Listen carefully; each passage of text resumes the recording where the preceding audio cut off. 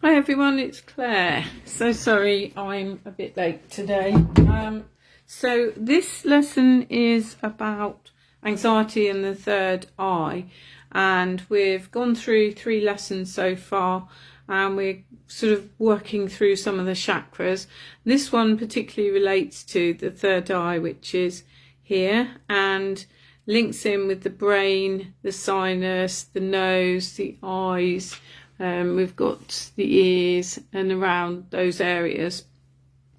And with this one, I've actually done it on the modules, which is in more detail, as an example lesson plan, which people will do as if they are interested in studying DeStressYou, they can do it in more detail. So hi there, whoever's watching.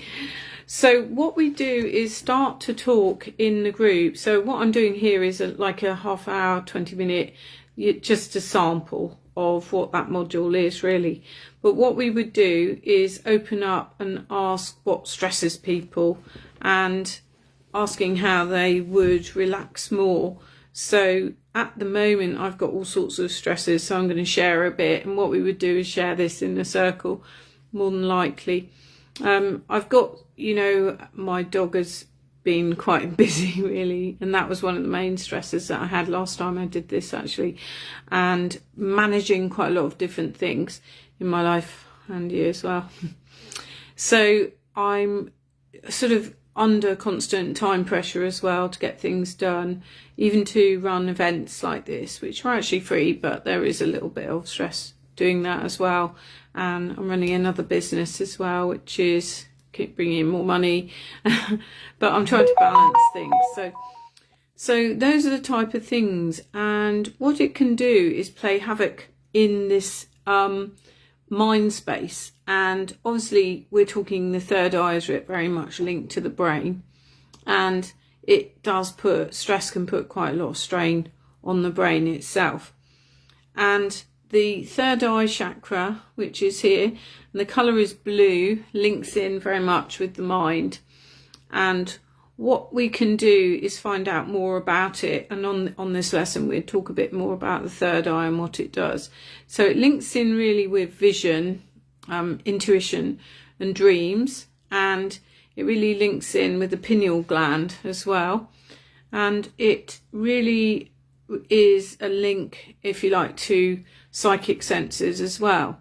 But what can happen is people can get so out of balance that, and this is one of the problems I had when I was a bit younger, I still have it from time to time, and the third eye can become enlarged, and that's what happened with me. So that what you can actually do is open the third eye to have intuitive, if you like, visions, and you can have psychic connections and things, but this can be uncontained and too great for many people.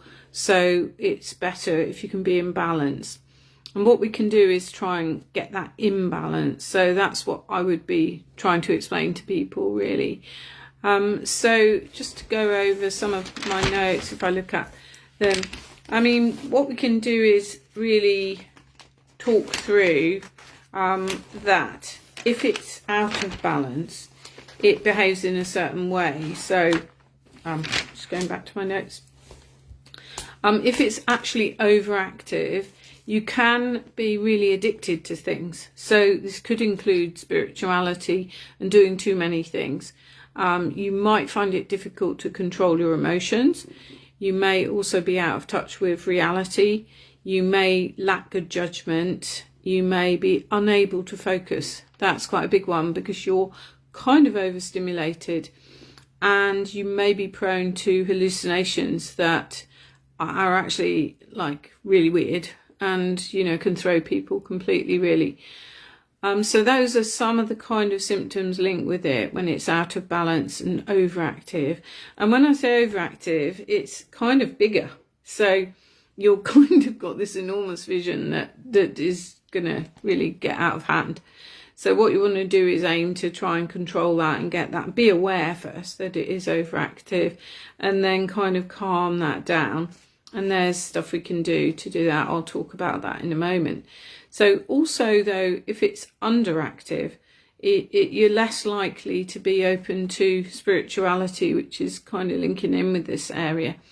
And you may be unable to set or maintain goals, which will then, you can actually have some control on your own life if you have goals. But if it's underactive, you're less likely to set or keep to the goals. And you may lack direction. And those two things are quite linked, really. And you may have very rigid views. Those people who are really rigid about things might have a less active, and find it harder to activate that third eye.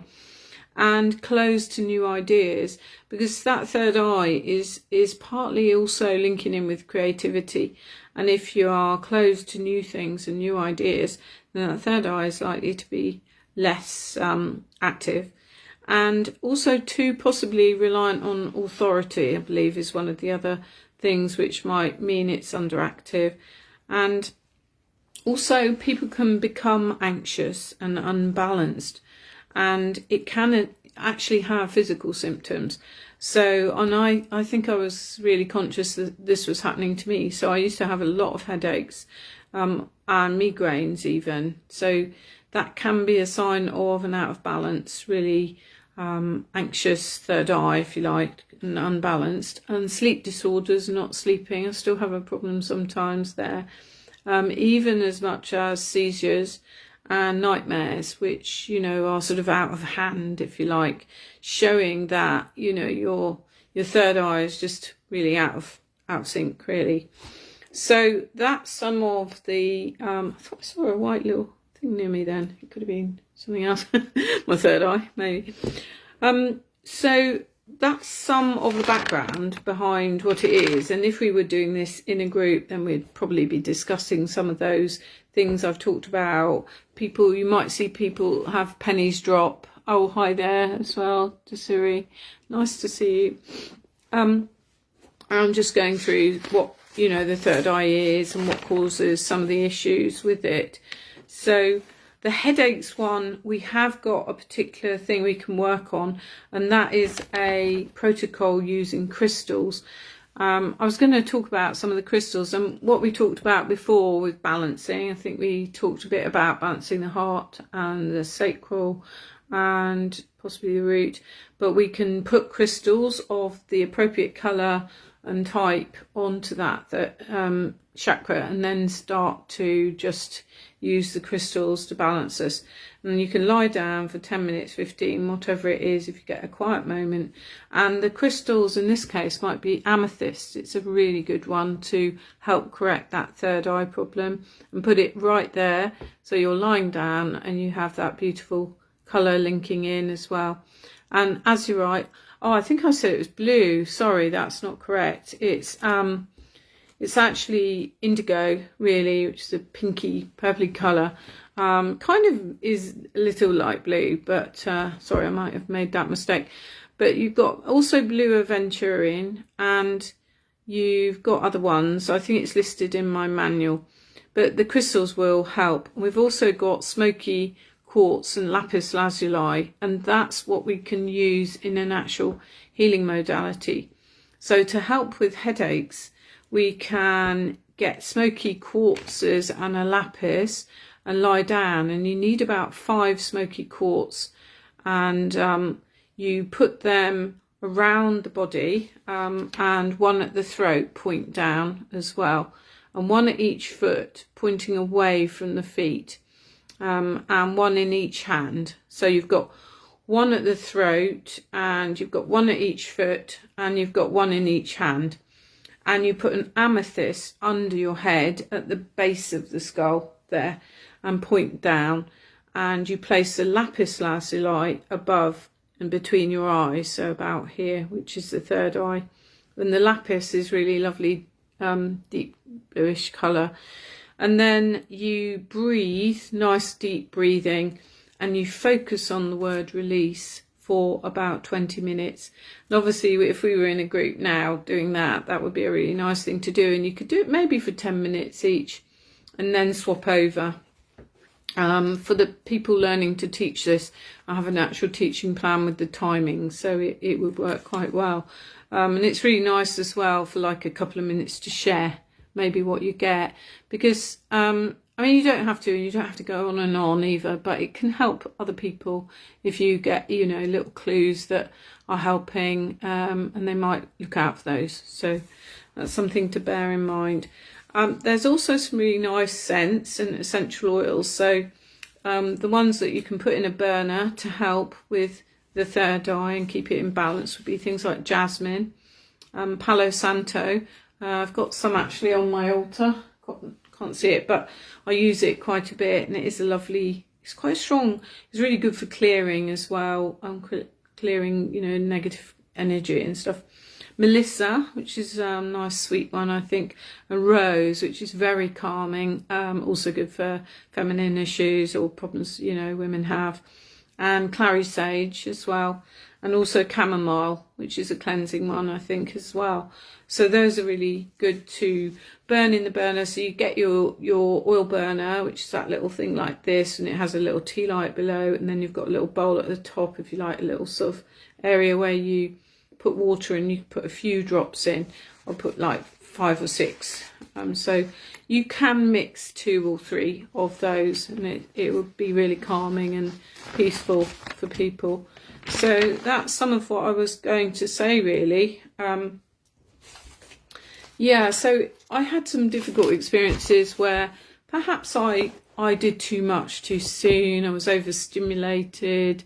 I wasn't feeling really in control of that third eye, but I've learned to calm it bit by bit. Still sometimes out of balance even now. So that's a little bit more. It really links with dreams and visions and even intuition, which actually links with creativity as well. So it's a great one to try to stimulate so that you're working with it. And the lapis lazuli, smoky quartz and amethyst are really good to help relax the actual mind as well. And also lavender is a good, we talked about oils, didn't we? And also geranium, I think. And the crystals would be good for really calming headaches, as I say, really. And also you can create bath salts like we did, I think, last week, or perfumed oil. Now, I haven't managed to gather all the things I needed to do that this week, but if you're in a group, you could do perfumed oil for anxiety. Excuse me. So those are just a few of the ideas I was going to talk about. And you could share as well what you are, you know, sort of suffering with on anxiety as well, because sharing can help a little bit.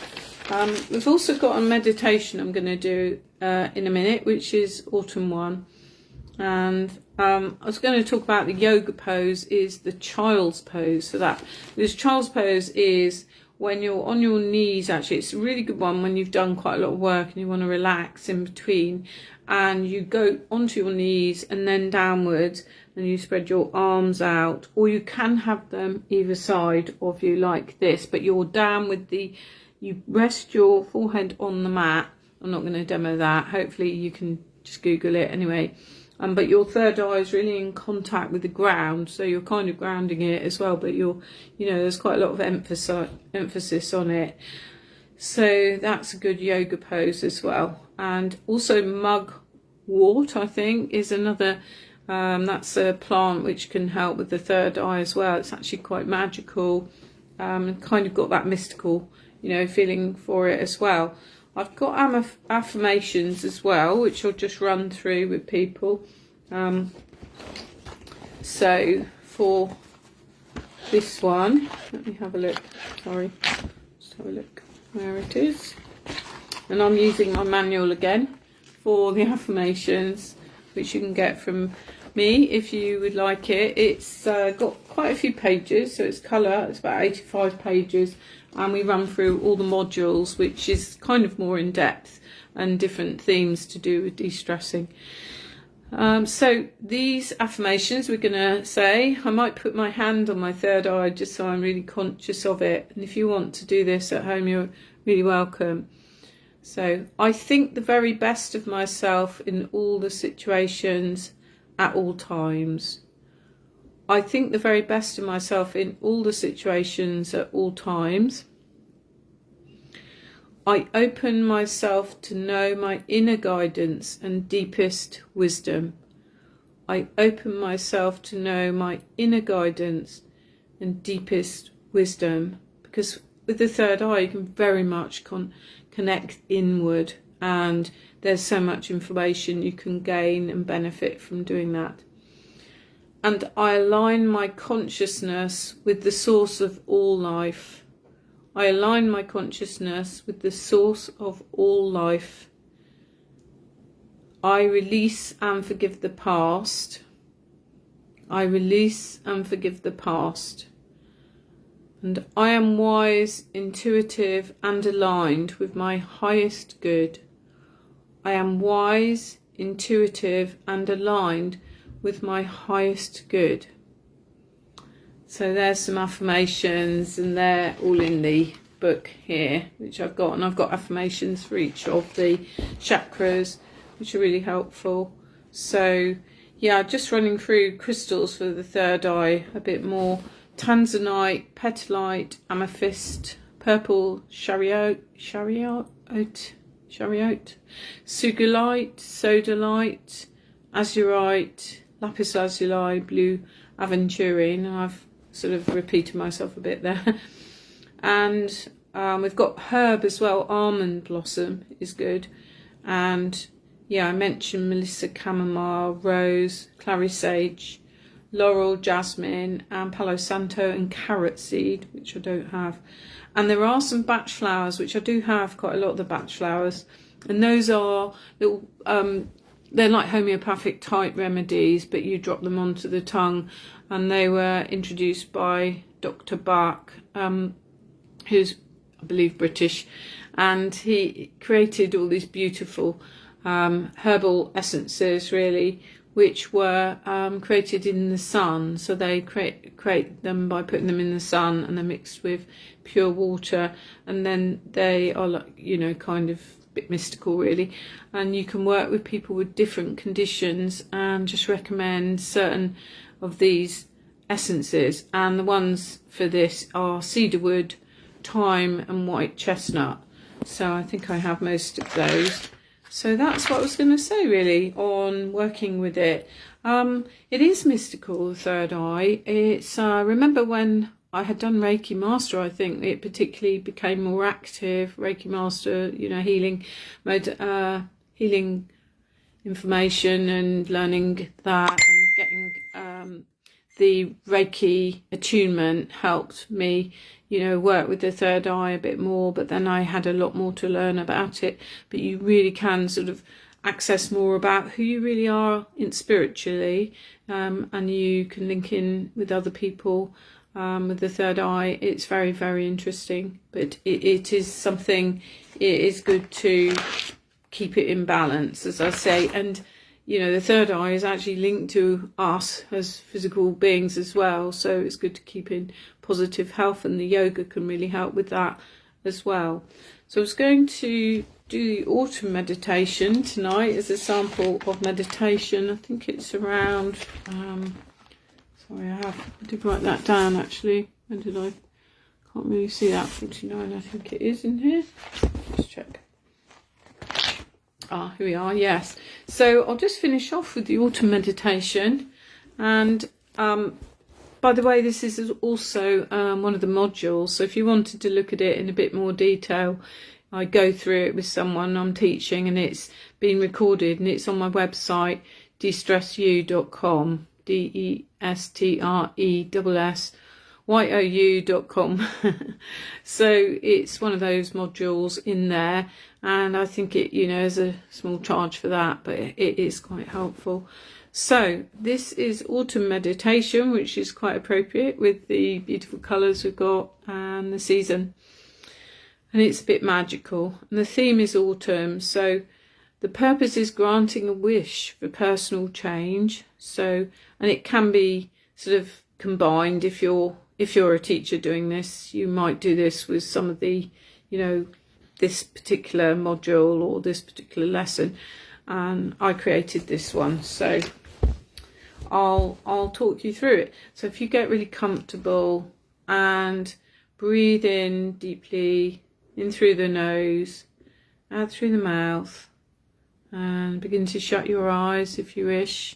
In through the nose, out through the mouth, breathing deeply, in through the nose, out through the mouth.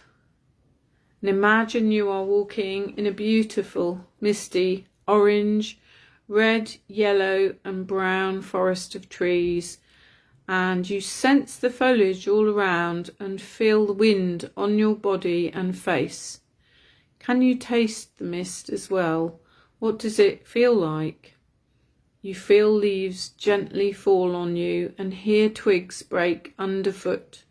You hear a hedgehog scurrying to its leafy home and hear a fox scamper towards the hedge. There are rabbits hopping by the bushes. You see toadstools nearby and walk closer towards the red and white spotted fungi. You look all around and enjoy the feeling of peace. Can you taste anything? Can you smell any forest scents? Big, strong oak trees are in a circle around the toadstools.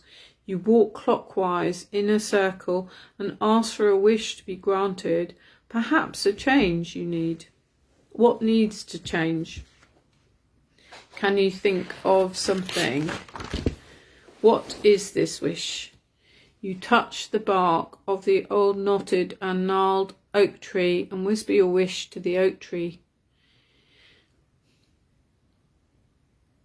You feel the branches of the friendly old oak tree touch you kindly as you pass by. Imagine all the wisdom the very wise old oak tree knows. As you pass, you may see a fairy or elf, and they are here to help. They love trees and they like the dew from the grass. You see a stream in the distance and slowly walk towards it. You can hear the gurgling water and it chimes a watery tune. Can you hear a tune? Can you even make out soft, gentle words? If you don't hear anything, don't worry. Maybe next time. You see twigs and leaves washed away by the stream. The water can cleanse us and wash away our worries and cares. Just imagine that water washing over you now, gently removing the cares and the worries, and you feel really, really relaxed. And so slowly walking back towards the circle of trees in the misty wood, you think about coming back now into consciousness and the room, and imagine yourself rooted to the floor, so you feel your body and begin to feel your hands and your fingers and your arms and your feet, and wiggle your toes, and you can open your eyes slowly and be aware of your surroundings. Okay, so hopefully that was just a short meditation that you can enjoy.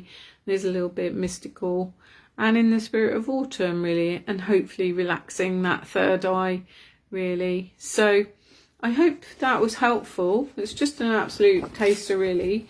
Obviously, if you're in a group, we would be probably practicing the crystal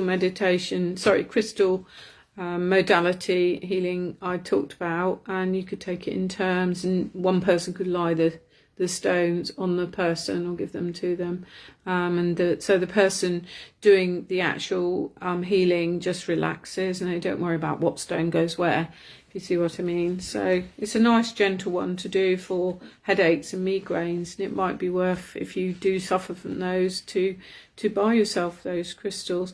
And if you wanted to know more, do have a look at my website, and as I say, the full version of Anxiety in the Third Eye is on that website, DeStressYou.com. So what we're trying to do is look at different techniques using quite ancient ways, really, using crystals, using oils, weaving it all together with meditation, with breath work.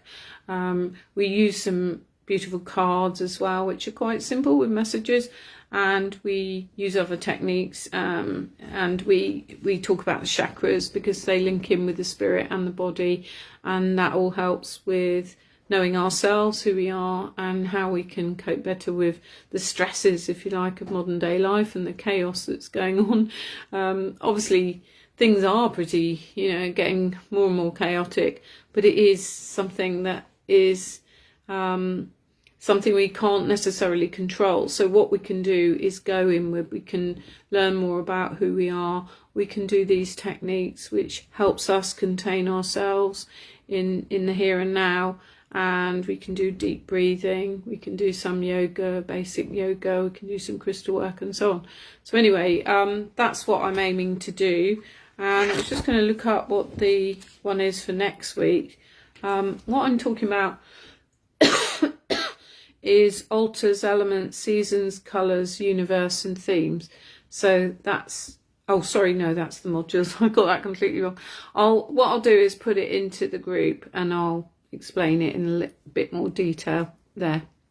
Anyway, thanks for watching, and have a really relaxing evening. Bye for now.